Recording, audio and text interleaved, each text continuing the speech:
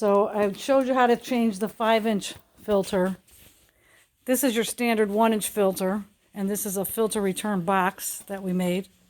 And this is going to go up against your furnace, and you're probably only going to see the brown part of the filter, or white, whatever the frame is. But the filter just slides in and out. So this is a 16 by 25 filter box. It has a filter rack in it, which holds your filter.